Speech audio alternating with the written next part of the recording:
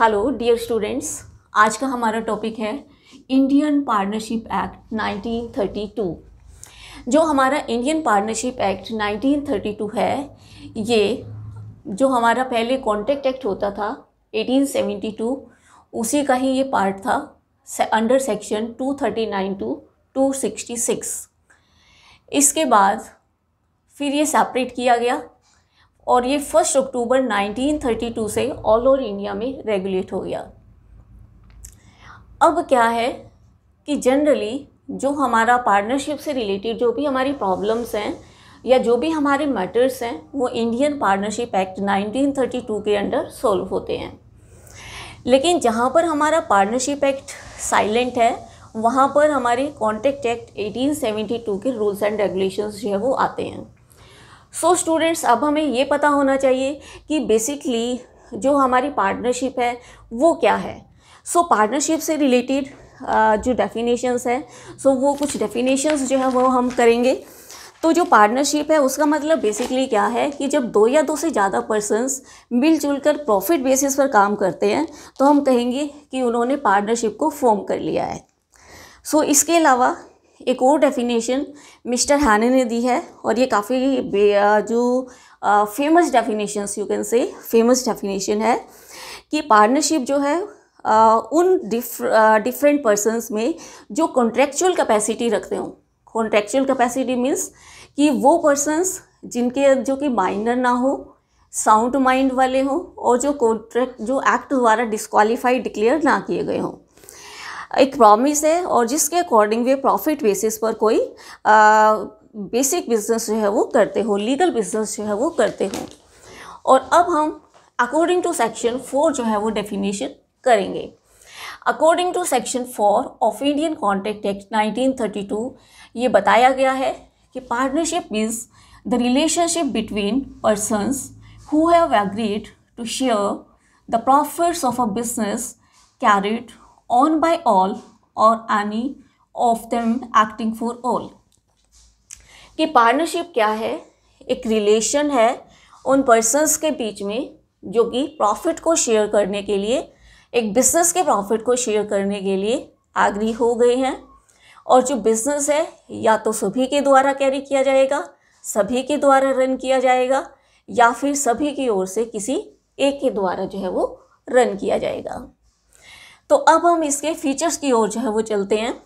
तो first of all contractual relationship, कि जो आपका पार्टनरशिप है इसका जो क्रिएशन है और यू कैन से इसका जो बर्थ है वो बाय कॉन्ट्रैक्ट होता है। यानी कि आपको प्रॉपर एग्रीमेंट जो है वो करना पड़ेगा और एग्रीमेंट के बेसिस पर आपकी जो पार्टनरशिप है वो क्रिएट होगी।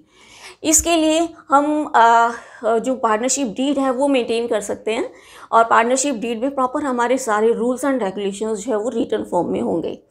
हालांकि कोई हार्ड एंड फास्ट रूल नहीं है पार्टनरशिप एक्ट में कि हमारा रिटन एग्रीमेंट ही जो है वो होना चाहिए। रिटन और ओरल कोई भी एग्रीमेंट जो है वो हो सकता है। बट फॉर फ्यूचर अगर कोई भी आपका डिस्प्यूट हो जाता है तो उसके लिए अगर हमारा रिटन एग्रीमेंट रहेगा तो वो हमारे लिए बेटर रहेगा। एक बात और आती है कि कई कहते हैं कि स्टेटस के थ्रू भी पार्टनरशिप हो सकती है, बट स्टेटस के थ्रू नहीं हो सकती, ओनली बाय कॉन्ट्रैक्ट। अब जैसे कि जॉइंट हिंदू फैमिली है, जॉइंट हिंदू फैमिली में जैसे ही एक बच्चा बर्थ लेता है वैसे ही वो मेंबर बन जाता है, बट यहाँ पर ऐसा नहीं है। अगर मान लीजिए एक पार्टनरशिप फर्म में 2 ही मेंबर है और एक पार्टनर की डेथ हो जाती है तो naturally partnership firm will be dissolve. तो ये चीज़ आपको ध्यान में रखनी है कि आपको एग्रीमेंट तो करना ही होगा, चाहे आप रिटन करें चाहे आप ओरल करें। Second point, an association of 2 और मोर पर्सन्स, कि एक पार्टनरशिप फर्म में एटलीस्ट 2 मेंबर्स जो है वो होने चाहिए। अब मान लीजिए मुझे पार्टनरशिप करनी है तो मैं अकेले अपने आप से थोड़ी पार्टनरशिप करूँगी, तो कम से कम 2 लोग जो है वो पार्टनरशिप फर्म में होने ही चाहिए। अब ज़्यादा कितने होने चाहिए? ज़्यादा के बारे में जो हमारा इंडियन पार्टनरशिप एक्ट 1932 है इसके अंदर कुछ भी मेंशन नहीं किया गया। तो इसके बारे में कंपनीज एक्ट में कुछ बोला गया है। वो क्या बोला गया है? इंडियन कंपनीज एक्ट 1956 में कहा गया है कि minimum number of members 2, maximum number of members 20 कि 20 जो है वो होने चाहिए, और बैंकिंग बिजनेस की सिचुएशन में मैक्सिमम शुड बी 10। बट इसमें कुछ अमेंडमेंट्स हुई और वो हुई कंपनीज एक्ट 2013 में। और 2013 में क्या अमेंडमेंट्स हुई कि maximum number of members can be 100, कि मैक्सिमम पार्टनर जो है वो 100 जो है वो हो सकते हैं। अगर 100 से ज़्यादा मेंबर्स हो गए, जो नंबर ऑफ पार्टनर्स है वो 100 से ज़्यादा हो गए, तो उस एसोसिएशन को हम नाम देंगे इलीगल एसोसिएशन का। ठीक है, उसको हम क्या नाम देंगे? इलीगल एसोसिएशन का। उसकी कोई वैलिडिटी जो है वो नहीं होगी। Now third point is existence of business, कि किसी भी पार्टनरशिप फर्म के अंदर बिजनेस जरूर होना चाहिए, बिजनेस एग्जिस्ट करना चाहिए। अगर पार्टनरशिप में बिजनेस ही नहीं होगा तो वो कैसी पार्टनरशिप? अगर कोई भी दो पर्सन आपस में मिलकर ये बातचीत कर ले कि हम प्रॉपर्टी खरीद लेते हैं और फिर उसको सेल कर देंगे, तो नेचुरली अगर एक सिंगल प्रॉपर्टी लेकर वो सेल कर रहे हैं तो यहाँ पर कोई बिजनेस तो हुआ ही नहीं। एक बिजनेस में परमानेंसी होनी चाहिए, एक पर्टिकुलर टाइम पीरियड के लिए वो बिजनेस करें तो ही वो एग्जिस्टेंस ऑफ बिजनेस जो है वो माना जाएगा। मान लीजिए दो पर्सन जो है वो राइस खरीदते हैं और उसको सेल कर देते हैं तो वो बिजनेस नहीं माना जाएगा। अगर वो कुछ एक मंथ्स इकट्ठा राइस का बिजनेस करते हैं तो उसको हम मानेंगे कि एग्जिस्टेंस ऑफ बिजनेस है। तो इसलिए जो मेन फीचर्स हैं उनमें ये भी है कि पार्टनरशिप में बिजनेस का एग्जिस्टेंस होना जो है वो बहुत ज़रूरी है। और बिजनेस में हम ट्रेड, बिजनेस और ऑक्यूपेशन सभी को हम इंक्लूड करते हैं। Next point is earning and sharing of profits. इसमें फर्स्ट पॉइंट इज अर्निंग, कि सबसे पहले इसमें पार्टनरशिप में हम अर्निंग पर जोर डालेंगे कि हमारा जो पार्टनरशिप है वो करने का मकसद क्या होना चाहिए? अर्निंग, कि हम अर्निंग के लिए काम कर रहे हैं। अगर हम अर्निंग के लिए काम नहीं कर रहे, लोगों की सेवा के लिए काम कर रहे, लोगों की सेवा के लिए हमने कुछ काम शुरू कर दिया, तो नेचुरली हम पार्टनरशिप ही नहीं कर रहे।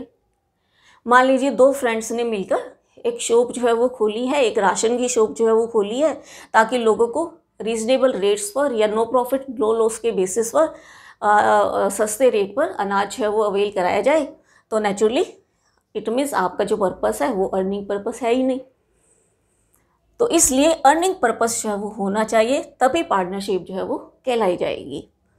एंड देन इसमें सेकंड पार्ट है शेयरिंग ऑफ प्रॉफिट्स।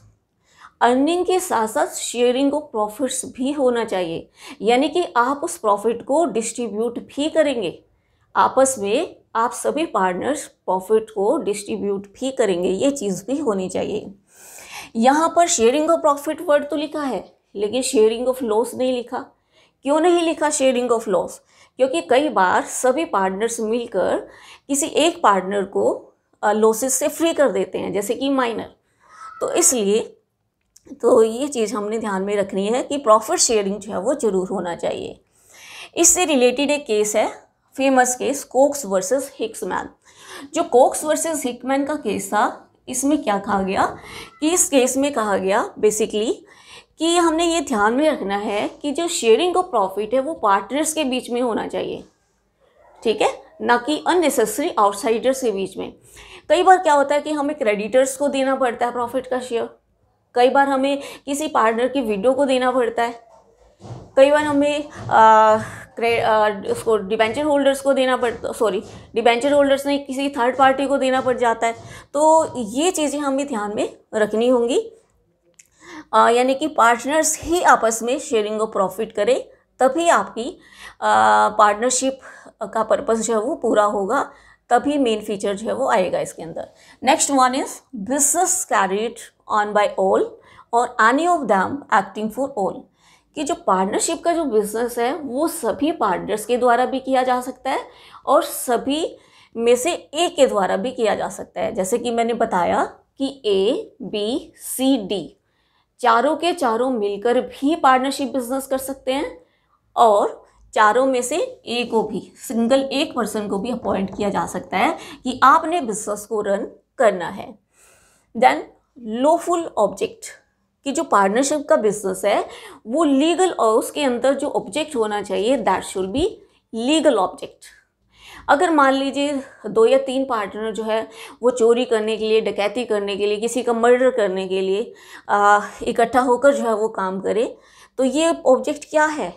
ये इल्लीगल ऑब्जेक्ट है। जहाँ पर भी इल्लीगल ऑब्जेक्ट आ गया वहाँ पर हमारी पार्टनरशिप ही नहीं मानी जाएगी, वो वैलिड ही नहीं होगी। तो ये चीज़ हमने ध्यान में रखनी है कि हमारा जो ऑब्जेक्ट है that should be legal object. The next point is implied agency. Implied agency में क्या है कि जैसे कि बात चली आ रही है कि मान लीजिए 4 पार्टनर्स हैं, सभी के सभी मिलकर भी काम कर सकते हैं और सभी की ओर से एक व्यक्ति भी बिजनेस को रन कर सकता है। अब मान लीजिए ABCD इनमें से ए को राइट दे दिया कि आप जो है वो बिजनेस को रन कीजिए। अब ए बिजनेस रन कर रहा है तो इट मीन्स ए ने जो काम किया है उसके द्वारा किए गए काम से BCD तीनों ही बाउंड होंगे। ठीक है, अगर बी को आप अपॉइंट करते हो काम करने से तो बी द्वारा किए गए काम से ACD तीनों ही बाउंड होंगे।